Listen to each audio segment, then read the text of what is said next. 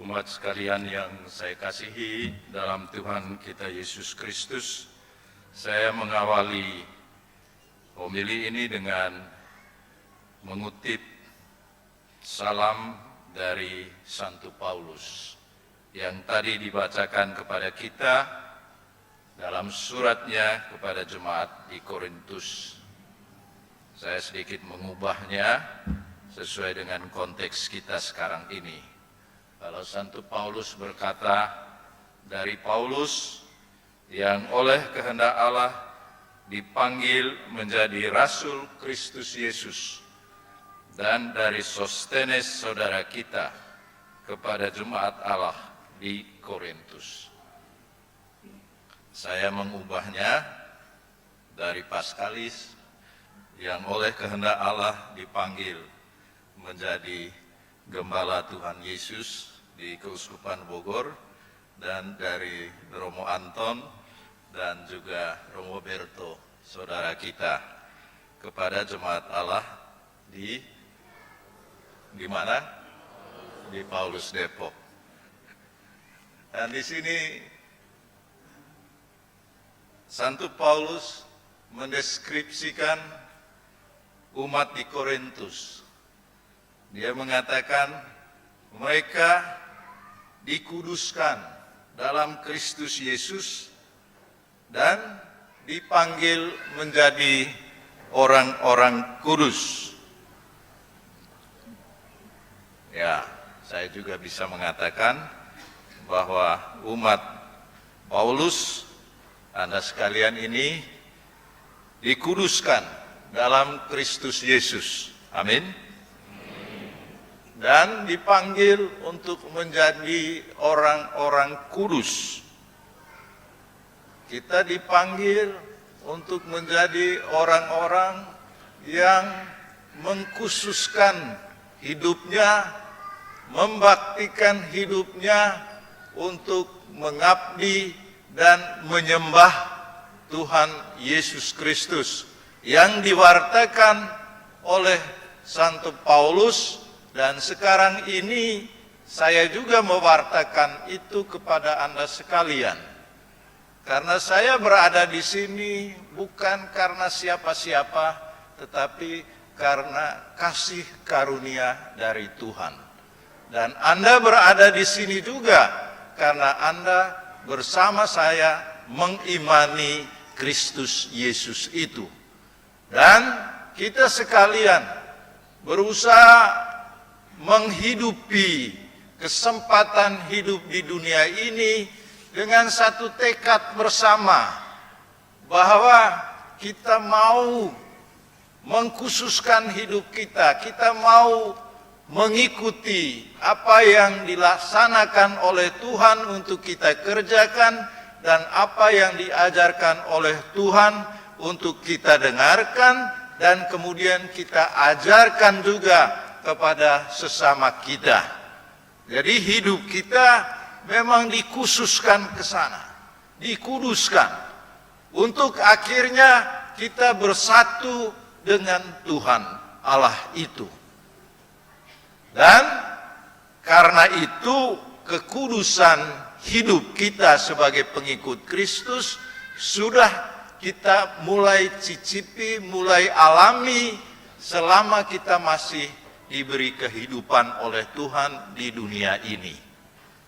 Saudara-saudari yang saya kasihi, berapa hari lalu, 3 hari lalu, ya kita merayakan Ekaristi Kudus khusus untuk kepergian saudara kita Romo Alphonse Suhardi yang Anda kenal semua, dan kita kenal dia. Kita mungkin merasakan, oh ya, itulah kehidupan kita. Ada saat awal dan ada saat akhir. Berkenaan dengan itu, saya teringat akan pepatah yang bijak dari kearifan bangsa kita. Pepatah itu berbunyi, patah tumbuh hilang berganti. Mati satu, tumbuh 1000. Ya kan? Kita belajar itu dulu waktu kita studi bahasa Indonesia. Dan guru bahasa Indonesia itu mengajarkan pepatah-pepatah yang memang dalam pepatah yang sederhana, kalimatnya tidak panjang, tapi sebenarnya ada kearifan lokal di sana. Patah tumbuh, hilang berganti. Iya kan? Patah, tumbuh lagi. Hilang, ada lagi gantinya. Mati satu, tumbuh 1000, bukan tumbuh 1. Itu luar biasa. Artinya di sana bahwa memang kita punya harapan. Ada harapan dalam kehidupan ini. Dan ini juga bagian dari kebijaksanaan seorang yang beriman kepada Kristus Yesus. Bahwa kita hidup bukan tanpa harapan, tapi kita punya hidup dengan suatu cakrawala, harapan akan sesuatu kehidupan yang lebih baik, baik di dunia ini maupun juga di surga kelak. Kita bukan orang-orang yang hidup tanpa harapan. Kalau Anda menjadi orang Katolik, jadilah orang Katolik yang hidup dengan satu optimisme, satu kepastian atau satu keyakinan bahwa kita punya harapan akan sesuatu hidup yang lebih baik. Nah, saudara dan saudari, peristiwa kematian, tapi juga hari ini, peristiwa pelantikan pengurus baru, DPP maupun DKP, dan juga mungkin anggota ketua-ketua lingkungan, dan mungkin juga nanti pastornya ada yang baru. Ya boleh kita katakan seperti pepatah tadi, patah tumbuh hilang berganti, mati satu tumbuh 1000. Artinya ada proses pergantian dalam kehidupan ini, tapi proses itu mengarah ke sesuatu kehidupan yang lebih baik. Nah, ada pengurus DPP yang lama, hari ini dilantik yang baru. Mungkin masih anggota yang lama, tapi semangatnya baru. Mudah-mudahan begitu ya. Amin. Jadi kalaupun wajahnya masih wajah lama, tetapi mungkin semangatnya semangat baru. Puji Tuhan ada juga orang-orang baru ya. Ada enggak? Ada ya? Ada toh? Iya, kalau begitu ya pas pepatah tadi, patah tumbuh, hilang berganti. Yang sudah menjadi anggota DPP maupun DKP ya jangan hilang. Iya, jangan karena saya sekarang tidak bertugas sebagai DPP dan DKP dalam list pengurus, lalu dia hilang entah kemana. Ini tidak, bukan itulah spirit seorang Katolik. Apapun peran dia, apakah terdaftar sebagai anggota pengurus atau tidak, itu bukan soal, tapi saya dipanggil oleh Tuhan untuk menghidupi apa yang dipercayakan oleh Tuhan tatkala kita sudah dibaptis. Tadi dalam bacaan pertama, ini dua hal yang saya mau sampaikan sebagai inti dari permenungan kita. Yang pertama saya ambil dari bacaan pertama. Di situ dikatakan oleh Tuhan, Tuhan berfirman kepada Yesaya. Dia katakan, engkau adalah hambaku Israel, dan olehmu aku akan menyatakan keagunganku. Yesaya diangkat oleh Tuhan sebagai nabi untuk menjadi hambanya, hamba bagi orang-orang Israel, untuk menyampaikan firman Tuhan kepada orang Israel. Dan oleh kamu aku akan menyatakan keagunganku. Artinya Yesaya ini dipilih oleh Tuhan. Dan dia meyakini sejak dalam kandunganku aku dipermuliakan di mata Tuhan. Dalam kandungan yang membentuk aku, demikianlah firman Tuhan, yang membentuk aku dari kandungan untuk menjadi hambanya. Jadi Yesaya meyakini dirinya sebagai hamba Tuhan, anak-anak Tuhan. Dan kita semua ini adalah anak-anak Tuhan. Sejak kapan? Sejak kita dibaptis. Sejak kita hadir di dunia ini. Tetapi kemudian kita mempertegas kesediaan kita untuk menjadi anak Tuhan pada saat kita dibaptis. Dan sejak itulah kita semua dipilih oleh Tuhan untuk apa? Untuk menyatakan keagungan Tuhan. Untuk menyampaikan kebesaran Tuhan, kemuliaan Tuhan. Untuk memperlihatkan bahwa Allah yang kita imani itu adalah Allah yang membawa selamat bagi kita semua. Dan saya mau ingatkan ini, bahwa sebenarnya tugas utama kita, baik saya sebagai Bapak Uskup, Romo Anton, Romo Berto sebagai pastor paroki, dan Anda sekalian nanti sebagai pengurus Dewan Pastoral Paroki dan umat sekalian, kita adalah anak-anak Allah yang dipanggil untuk menyatakan kemuliaan Tuhan. Bukan untuk menyatakan kemuliaan saya, bukan untuk menyampaikan kepentingan saya, tapi saya menyampaikan, mewartakan semua ini agar mari kita percaya kepada Tuhan. Tuhan yang kita imani adalah Tuhan yang membawa kebaikan bagi kita semua. Maka Anda punya tugas juga untuk menyampaikan ini kepada orang lain. Menyampaikan dalam keluarga Anda. Menyampaikan itu kepada anak-anak Anda. Bahwa percaya kepada Tuhan itu adalah sesuatu yang baik, yang menuntun hidupnya. Maka dalam gereja kita, orang tua yang punya anaknya baru lahir harus segera dibaptis. Jangan ikuti pandangan umum sekarang, ada yang mengatakan, oh tunggu dia besar dulu, dia mengambil keputusan sendiri. Itu pandangan humanisme, liberalisme. Pandangan kita gereja Katolik, dan itu mesti Anda pegang sebagai orang tua, bahwa warisan gereja yang Anda imani itu adalah sesuatu yang baik, sesuatu yang terbaik untuk Anda, dan karena itu Anda berikan kepada anakmu. Maka dibaptislah dia sejak kecil. Jangan tunggu jadi besar dulu. Apalagi dengan pendapat, oh nanti dia ambil keputusan sendiri.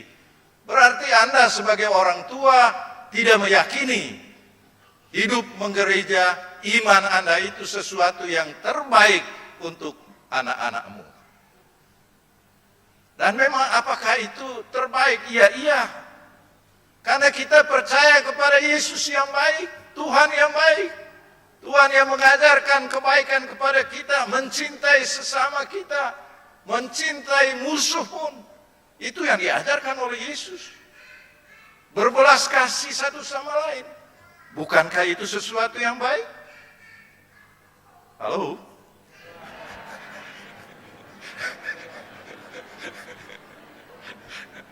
Iya kan? Jadi menurut saya, kalau kita percaya, yang namanya kita yakin, itu berarti saya yakin di sini ada kebaikan.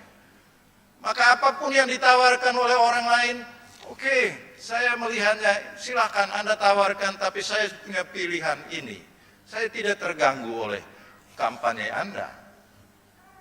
Bahkan oleh kritik Anda terhadap iman saya, terhadap gereja saya. Dan saya juga tidak merasa terganggu kalau ada kekurangan dalam gereja saya. Atau kekurangan dari pengurus misalnya, kekurangan dari Bapak Uskup, atau gembala, pastor. Itu bukan soal. Dalam artian saya percaya dalam diri Yesus Kristus yang dibawa oleh gereja ini, itu membawa sesuatu yang terbaik untuk hidup saya. Maka saya bertumbuh, dalam bahasa kita kan, kita bertumbuh menjadi manusia Katolik yang 100% Katolik dan 100% Indonesia.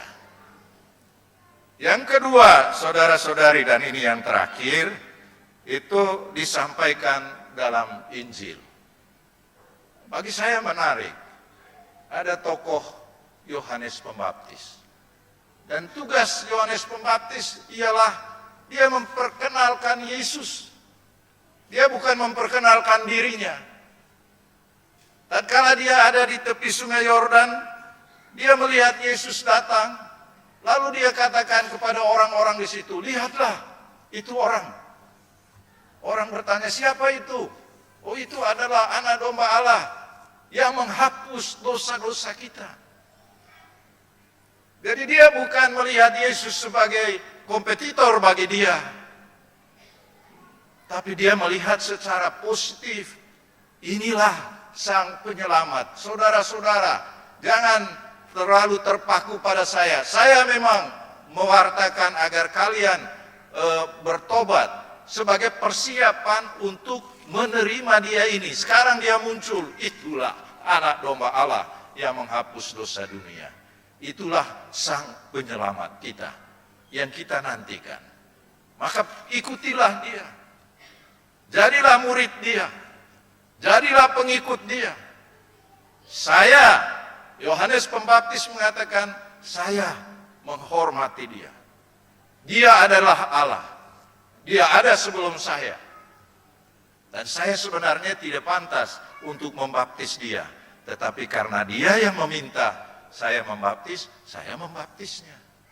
Kita kan tahu toh, semula Yohanes Pembaptis tidak mau membaptis Yesus, tapi Yesus mengatakan baptislah. Lalu dia menuangkan air, dan saat itulah Roh Kudus turun atas Yesus kelihatan, dan dia mengatakan inilah anak Allah. Jadi saudara dan saudari, disitulah menurut saya salah satu tugas kita sekalian juga, untuk menunjukkan kepada banyak orang yang kita jumpai bahwa pada diri Yesus itu ada keselamatan. Pada diri Yesus itu ada penebusan, ada belas kasih. Ikutilah dia. Dan itu tugas kita untuk menyampaikan kepada sesama kita. Kalau kita mengatakan bahwa banyak program-program yang dilakukan oleh paroki, dibicarakan oleh Dewan Pastoral Paroki, dibicarakan oleh Bapak Uskup dengan Kuria Keuskupan, itu semua punya makna agar orang semakin percaya kepada Yesus Sang Almasih itu. Itulah tugas kita sekalian. Maka ukuran keberhasilan kita dalam karya pastoral kita ialah bahwa kita sendiri semakin yakin akan diri Yesus sebagai Sang Penyelamat itu, tetapi juga semakin banyak orang yang mau mengikuti dia, setidak-tidaknya dalam lingkungan kita. Dan hal lain ialah bahwa kita menjadi orang-orang yang membawakan kebaikan Tuhan itu kepada sesama kita. Karena kita mengikuti Kristus yang menebus, yang menyelamatkan orang lain. Menebus artinya ada orang yang melakukan kesalahan tapi dia tampil sebagai yang menjadi bertanggung jawab. Artinya dia tidak mau menyengsarakan orang itu. Maka kita juga sebagai pengikut Yesus diharapkan untuk juga menjadi tebusan bagi orang-orang lain. Dan dalam arti inilah kita tidak membuat orang lain menderita, membuat orang lain merasa atau dirusakkan oleh tindakan-tindakan, perkataan-perkataan kita. Maka saudara-saudari, marilah kita melanjutkan perjalanan hidup bersama kita dengan mengikuti sistem yang diajarkan oleh gereja kita. Dan hari ini salah satu sistem yang kita tegaskan ialah bahwa dalam menggembalakan umat di paroki itu, Bapak Uskup tidak berjalan sendirian, pastor paroki dan vikarisnya tidak berjalan sendirian, tetapi berjalan bersama dengan pengurus yang kita sebut Dewan Pastoral Paroki dan Dewan Keuangan Paroki. Maka anggota-anggota Dewan ini harus bekerja sama dengan pastor paroki. Jangan bertentangan. Kalau ada pendapat berbeda, oke, kita diskusikan. Dan pada waktunya juga harus mengatakan, oh ya, saya taat. Seperti Yohanes Pembaptis.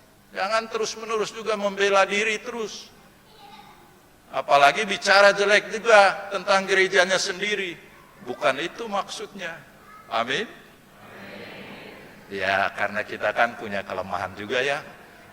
Ya, tapi kita diajarkan oleh Tuhan Yesus untuk juga bersikap rendah hati, mengakui, oke, mungkin hari ini pendapat saya tidak diterima, saya taat dan saya mau melaksanakannya. Yang penting objektivitas sesuatu yang baik itu yang terjadi.